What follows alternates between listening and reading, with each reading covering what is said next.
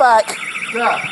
Just stand back from there, mate. US Road 204 home station 17 in Bournemouth State. You can see people racing up and down the road on lines of motorbikes, Okay. jumping red light, police. On the 20th of March 2024, several men entered an industrial estate. Their mission was to burn down 2 units that were storing aid that was destined for Ukraine. They caused approximately £1 million in damage, and this week 5 men have been found guilty of working for a group called the Wagner Group, who are associated to the Russian government, in being paid to set fire to these units. The Wagner Group is a Russian-funded private military company that was initially deployed into the Ukraine in 2014.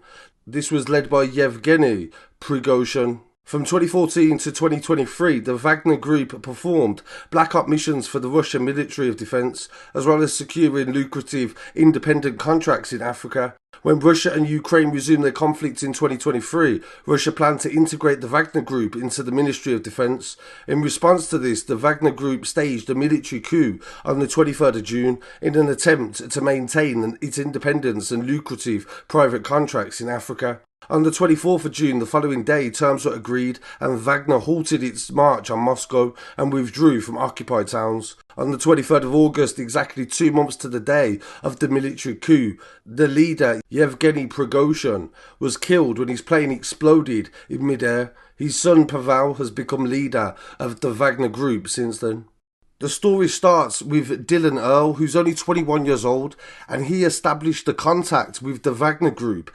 Earl was speaking to them on Telegram, and he then recruited a group of men to go and set fire to warehouses in the Leyton area, and also did surveillance on 2 businesses in Mayfair in preparation for further attacks. Dominic Murphy, from the head of the Counter-Terrorism Command, said, "This case is a clear example of an organisation linked to the Russian state using proxies, and in this case it was British men, to carry out very serious criminal activity on behalf of their country.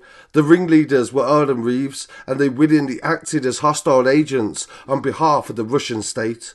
The police said they are pleased and work closely with the prosecution service to be able to use the new security legislation. The fire inside the warehouse, they said, put them at great risk, and they also lost a fortune, but it was lucky that nobody was seriously injured. They even filmed themselves doing this as well, and they had to do this because the people that were paying wanted to see evidence that this fire had been set, and all of this information was recovered from their phones after the police arrested them."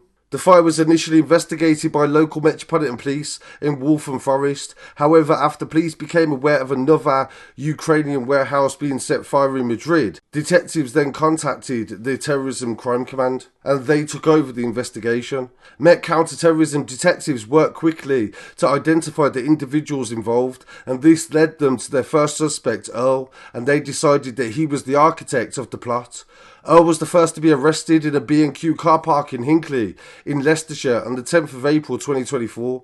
Analysis of his mobile phone revealed that he had contact with the Wagner Group on Telegram via an account with usernames like PrivatBot and Lucky Strike. In total, detectives extracted 56 gigabytes of data from Earl's phone, and these included 5,700 messages, 1,200 emails, 51,000 images, 3,600 videos, and 183 documents. The swift investigation was crucial, they said, in preventing Earl and others from carrying out further attacks at 2 premises in Mayfair. Evidence that they found on their phones resulted in the arrest.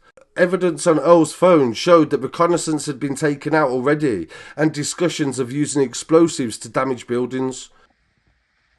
Oh, we need a jerry can, you know. Oh, we need a jerry can, you know. Oh, we need a jerry can, you know.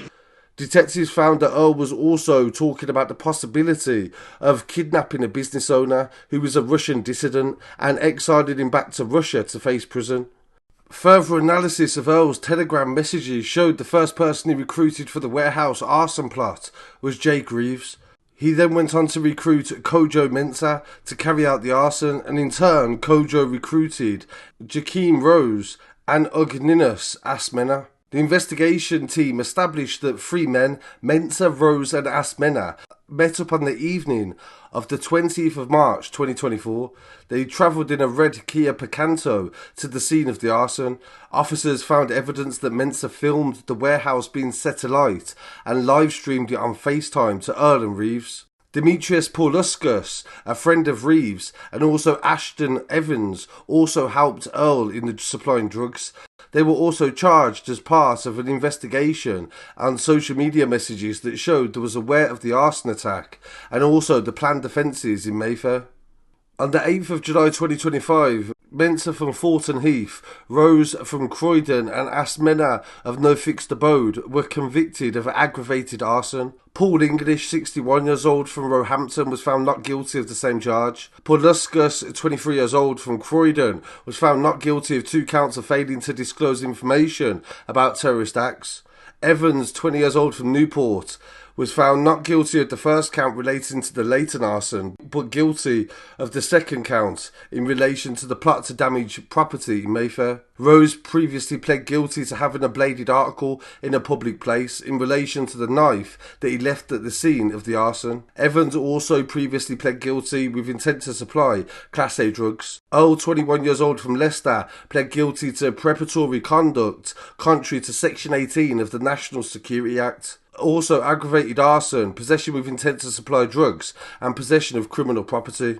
Reeves, 23 years old from Croydon, pled guilty to agreeing to accept a material from a foreign intelligence service, contrary to Section 17 of the National Security Agency 2023, and also aggravated arson. Earl and Reeves are the first people to be convicted of these offences under the National Security Act, which came into legislation at the end of 2023. So this story is really interesting, almost like something out of a book or a film. But at the same time, it shows how easily people are recruited by people that have agendas that they may not be aware of. For example, damaging property that could have gone to Ukraine to help in the war. This was something that was beneficial to this Wagner Group. And also the money made a lot of sense to them at the time.